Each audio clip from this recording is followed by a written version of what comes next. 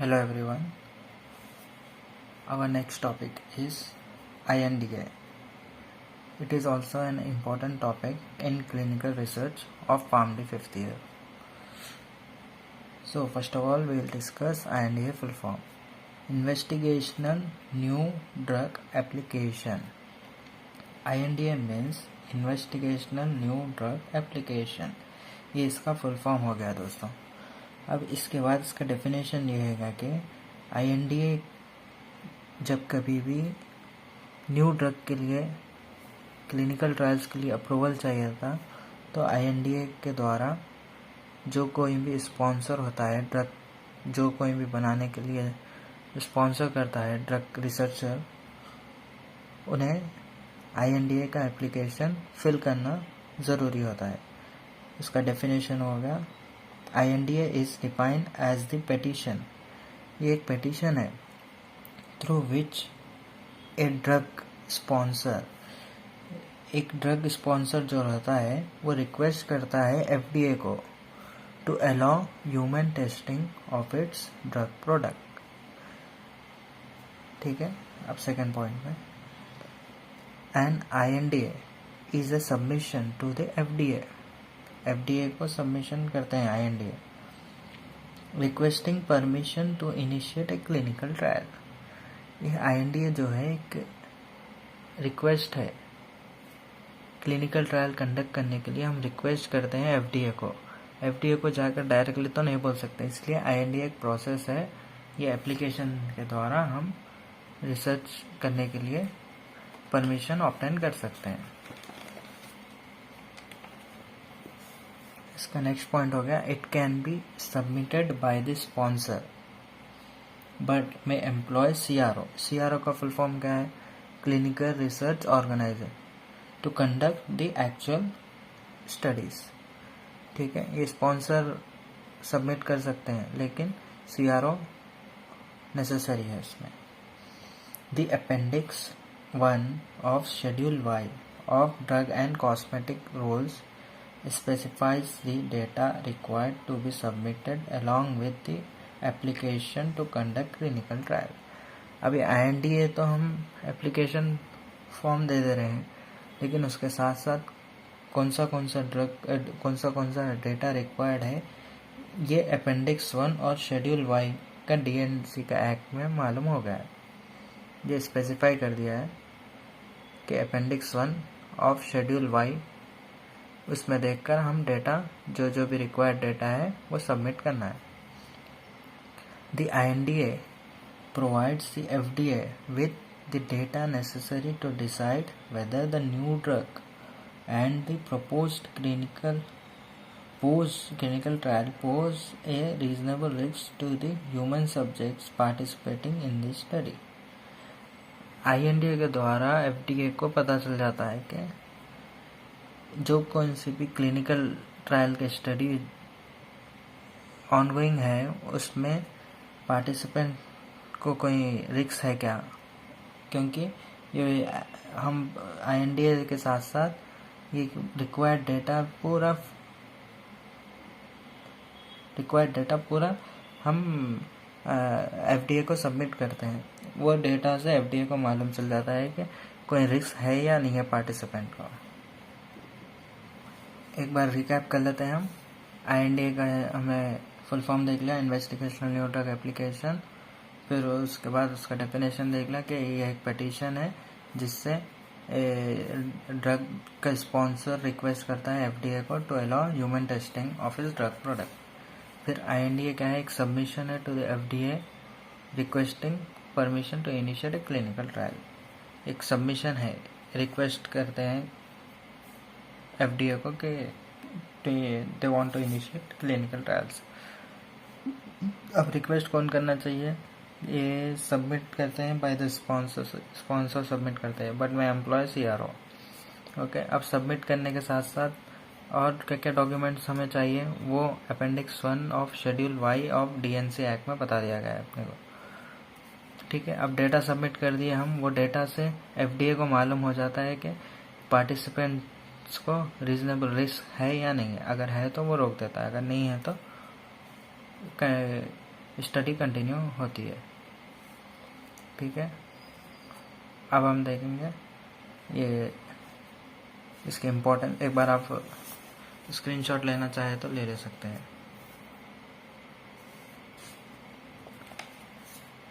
नहीं तो मैं एंडिंग में एक रख दूंगा आपको, आप लोग ले सकते हैं। ठीक है, अब हम इम्पोर्टेंस ऑफ INDA देखेंगे। INDA and INDA is required any time to conduct a clinical trial of an approved drug। जो कौन सी भी अनअप्रूव्ड ड्रग होती है उसका क्लिनिकल ट्रायल कंडक्ट करने के लिए हमें INDA की ज़रूरत है। सेकेंड पॉइंट होगा इसका, INDA would be required to conduct a clinical trial if the data is if the drug is INDA हमें चाहिए। INDA would be required to conduct clinical trial। Clinical trial conduct करने के लिए INDA चाहिए। INDA भी क्यों चाहिए? If a drug is new chemical entity, अगर वो ड्रग के अंदर कोई केमिकल एंटिटी न्यू डाल दिए हम, ठीक है, यानी तो वो इंडिकेशन के लिए वो ड्रग नहीं थी, ठीक है, उसके लिए, यानी तो being administered at new dosage level. अब जैसा क्या होगा 600 mg पैरासीटामोल देते हैं हम लोग, अगर 1000 mg दिए, 2000 mg देना चाहे तो क्लिनिकल ट्रायल कंडक्ट करके उसके स्टडीज रिपोर्ट आए हुआ ना सेफ है तो देना चाहिए। In combination with another drug and combination is not approved, अगर एक ड्रग पहले से ही एग्जिस्ट करती है, अगर उसको किसी और के साथ कंबाइन करके देना चाह रहे हैं तो भी हमें INDA की ज़रूरत पड़ती है। All clinical studies using a new drug on humans required an INDA। ठीक है, regardless of commercial development plans. ठीक है, जब से हमने देखा INDA क्यों चाहिए था, अब INDA हमें क्यों नहीं चाहिए, INDA इज नॉट रिक्वायर्ड, क्यों नहीं चाहिए? If it is not intended for human subject, अगर ये ह्यूमन्स के लिए नहीं रही ड्रग तो INDA नहीं चाहिए। It is an approved drug and study is with in its approved indications. Okay, अब INDA के कैटेगरीज देखेंगे, दो कैटेगरीज है INDA के, एक हो गया कमर्शियल और एक हो गया नॉन कमर्शियल। कमर्शियल जैसा कि आप देख सकते हैं प्रॉफिट के लिए, और नॉन कमर्शियल क्या है, रिसर्च के लिए है। ठीक है, अब इसका थोड़ा डेफिनेशन के साथ ऐसा ही मीनिंग लिख देंगे। It is submitted by companies to obtain marketing approval for new product, while non-commercial INDA category, it permits the sponsor to use the drug in research to gain advanced scientific knowledge of a new drug, even if there are no plans to market the product। Commercial जो है profit के लिए होता है, non commercial जो है research के लिए होता है। अब हम देखेंगे INDA के टाइप्स। फर्स्ट वाला जो है एन इन्वेस्टिगेटर INDA, सेकेंड वाला इमरजेंसी यूज INDA, थर्ड वाला ट्रीटमेंट INDA। ठीक है, अब इन लोगों को हम डिटेल में देखेंगे। फर्स्ट वन हो गया an investigator INDA। It refers when an investigator और sponsor submits INDA to FDA to study an investigational drug for new use not pursued by the sponsor independent of drug sponsor। इसमें क्या बता रहा है, investigator जो होता है वो सबमिट करता है INDA to FDA, INDA form जो है उसको सबमिट करता है FDA को, कौन, स्पॉन्सर यानी तो investigator, to study an investigational drug, जो कोई इन्वेस्टिगेशनल जो ड्रग है उसको स्टडी करने के लिए ये INDA स्पॉन्सर जो है INDA FDA को सबमिट करता है। उसका सेकेंड वाला यूज जो है, सेकेंड वाला टाइप जो है INDA का, emergency use INDA। It permits the use of an investigational drug in emergency situations where no satisfactory alternative therapies are available। ये जैसा कि नेम ही है इमरजेंसी यूज INDA, ये इमरजेंसी में यूज़ होता है। जैसा कि एग्जांपल कोरोना वैक्सीन कोई सी भी दवाई रहने दो, आप 20 कम से कम आपको 20 ईयर्स होते हैं उसको डेवलप करने के लिए, रिसर्च करने के लिए, मार्केट में आने के लिए 20 ईयर्स का टाइम लगता है। लेकिन ये INDA जो है, इमरजेंसी यूज़ INDA जो है, उसको इमरजेंसी, जैसा कि कोरोना वैक्सीन चाहिए था, लोग मर जा रहे थे, रिस्क वर्सेस बेनिफिट रेशियो देखकर इमरजेंसी यूज़ INDA भी वो लोग इशू करते हैं। अब थर्ड वाला जो है treatment INDA allows the use of an investigational drug outside of clinical trial for patients with serious or life-threatening conditions who have exhausted all other treatment options. Last वाला जो था इमरजेंसी यूज़ INDA सबके लिए था। Emergency में जैसे corona vaccine develop कर दिए थे हम इमरजेंसी में, उसके लिए वो सबके लिए था इमरजेंसी। ये ट्रीटमेंट INDA जो है स्पेसिफिक पेशेंट्स के लिए है। जैसा कि कोई पेशेंट अब मर जाने वाला है, उसके पास कोई ऑप्शन नहीं है ट्रीटमेंट का, तो जो कोई सी भी इन्वेस्टिगेशनल ड्रग है उसको देकर वो लोग उसके ऊपर भी टेस्ट, एक तरह से टेस्ट कर रहे जैसा हो जाता है। ठीक है। It allows the use of investigational drug which is not yet approved by FDA. INDA requires detailed information in 3 key areas. अब INDA को हम डेटा सबमिट करते हैं ना, तो ये 3 का डेटा INDA के साथ सबमिट करना चाहिए हमें। एक तो हो गया animal pharmacology and toxicological studies, second वाला हो गया मैन्युफैक्चरिंग इंफॉर्मेशन, थर्ड वाला हो गया clinical protocols and investigator information. First वाला देख लेंगे हम, animal pharmacology and toxicology study में pre clinical data to assess the safety of the product before testing on humans. जो कौन सा भी प्री क्लिनिकल डेटा होता है वही जो एनिमल टेस्टिंग करते हैं, लैब टेस्ट जो होता है, वो डेटा सबमिट करना चाहिए। सेकेंड वाला हो गया manufacturing information, details on drug composition, stability and manufacturing controls should be provided. Ensure the company can consistently produce safe and effective batches of the drug. ठीक है, ये भी इंश्योर करना चाहिए हमें कि कंपनी कोई मिलावट ना करे, ठीक है, और पूरा सेफ रहें और पूरे ड्रग जो भी है पूरा सेफ एंड इफेक्टिव बैचेस में रहना चाहिए। Clinical protocols and investigator information, third वाला detailed plans for clinical studies to assess risk to human subjects. Third में जो है, जो कोई भी स्पॉन्सर है या इन्वेस्टिगेटर है उसका पूरा डिटेल प्लान सबमिट करना चाहिए कि वो क्लिनिकल स्टडीज़ का रिस्क कितना है ह्यूमन सब्जेक्ट्स के लिए। Second point, information on the qualification investigators, typically physicians, to ensure they are capable of overseeing the safe administration of the experimental drug during trials.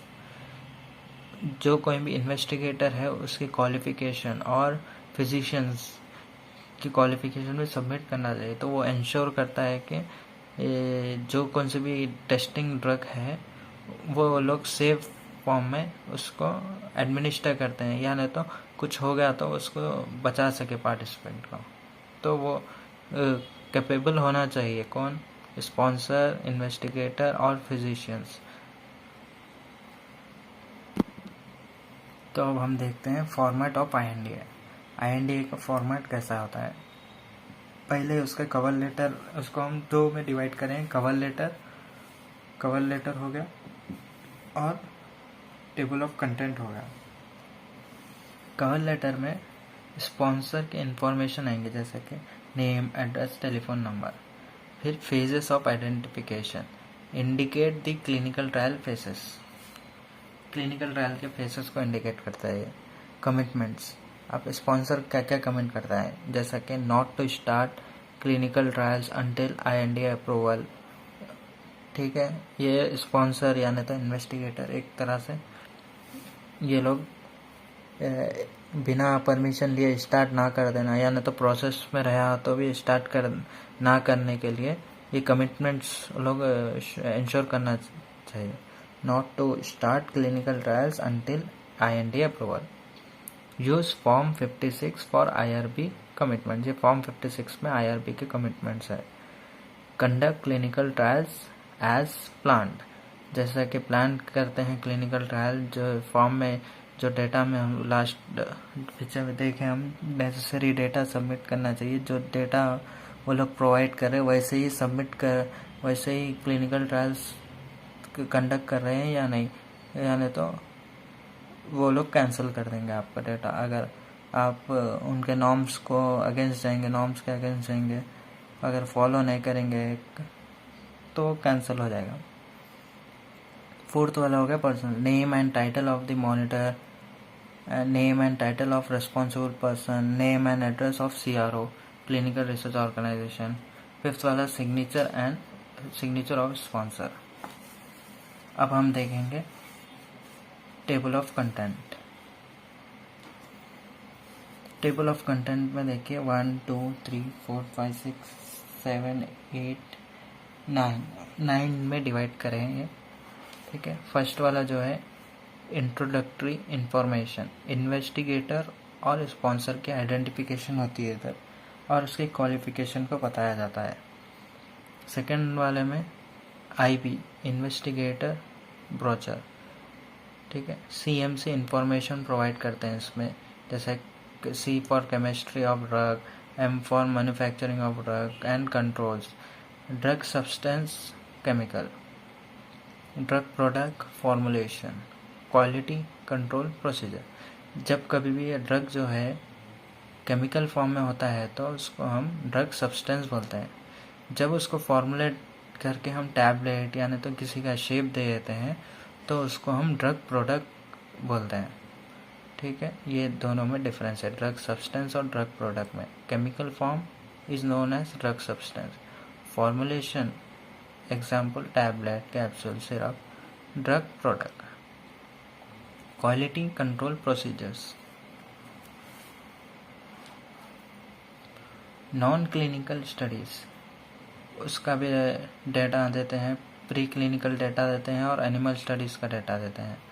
फिर clinical protocol, study design, objectives, inclusion exclusion criteria देते हैं. जैसा कि include कर रहे हैं हम mails को, ओनली मेल्स को. एक्सक्लूड कर रहे हैं हम प्रेग्नेंट वुमेन को, यानी तो चिल्ड्रंस को, छोटे बच्चों को, लड़कों को एक्सक्लूड कर रहे हैं, ऐसा. फिफ्थ वाला जो है इन्वेस्टिगेशनल प्लान. आप कैसा इन्वेस्टिगेट कर रहे हैं वो प्लान देते हैं. CIP clinical investigators brochure. Patient informed concern forms. Concern forms आगे आएंगे सिलेबस में जब आपको मालूम होगा. एट्थ वाला जो है रेगुलेटरी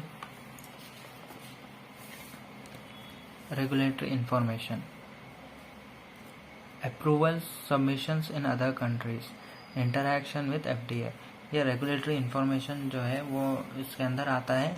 अगर आप कहीं बाहर की कंट्री में भी अप्लाई करें, किसी फॉरेन में भी अप्लाई करें, अब जैसा कि हम इंडिया में हैं, इंडिया में क्या है बोले आप CDCS को है, उसको हम अप्लाई करते हैं कि हमें ये ड्रग के ऊपर आपको इन्वेस्टिगेट करना है. तो अगर आप बाहर किसी और कंट्री में भी अप्लाई करें तो वो भी बोलना रहता है यहाँ पर. ठीक है. Administrative information. Investigators financial disclosure. जो भी इन्वेस्टिगेटर है या स्पॉन्सर है उसकी फाइनेंशियल कंडीशन कैसी है वो भी आपको पूरा डेटा प्रोवाइड करना पड़ेगा. क्योंकि अगर स्टडी बीच में रोक दी जाए तो ठीक नहीं होगा. तो वो इंश्योर करता है कि स्पॉन्सर जो है यानी तो इन्वेस्टिगेटर जो है उसके पास इतना पैसा है कि वो क्लिनिकल ट्रायल कंडक्ट कर सके. IRB information, commitment to obtain inform consent form. ये हो गए 9 types of 9 requirements of IND. फिर उसके बाद flow chart for IND approval, IND review process. Applicant जो होता है, एप्लीकेंट या न तो स्पॉन्सर, वो IND फॉर्म को CDER, centre for drug evaluation and research को सबमिट करता है। वो ये CDER क्या करते हैं, ये लोग रिव्यू करते हैं। क्या रिव्यू करते हैं? Medicinal chemistry, pharmacological studies, toxicological studies, statistics, ये 4 चीज़ें वो लोग रिव्यू करते हैं। रिव्यू करे बाद में उनको ये पता चलता है कि ये ड्रग सेफ़ है या नहीं है। अगर सेफ्टी रिव्यू होती है, अगर वो ड्रग सेफ़ रहा तो वो लोग यस एक्सेप्ट करते हैं प्रोटोकॉल के लिए। If accepted, approval to conduct clinical trials उन लोग को मिल जाता है। क्लिनिकल ट्रायल कंडक्ट करने के लिए अप्रूवल मिल जाता है। अगर वो एक्सेप्ट नहीं करते हैं, नो सेफ्टी अगर नो हो गई वहाँ पे, तो डिसीजन को होल्ड करते हैं, फिर स्पॉन्सर को इन्फॉर्म करते हैं वो लोग। तो यहाँ पे हमारा आंसर एंड होता है दोस्तों। अगर आपको और ऐसे ही वीडियो चाहिए फार्मडी के रिलेटेड, तो आप चैनल को सब्सक्राइब करें और कमेंट सेक्शन में ज़रूर बोलें, ठीक है। अब मैं थोड़ी देर में आपको फ़ोटोज़ लेने के लिए आपको थोड़ी देर में फ़ोन पे डिस्प्ले करता हूँ।